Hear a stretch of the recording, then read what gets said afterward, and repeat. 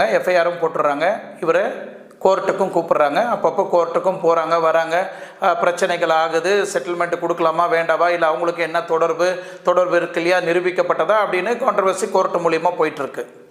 இது ஒரு சார்பாக என்ன ஒரு விஷயம் என்ன நடக்குதுன்னா, மீண்டும் நடிகை விஜயலட்சுமியை மிரட்டுறாங்க. மிரட்டி ஒரு செட்டில்மெண்ட்டை பேசிக்கிறாங்க.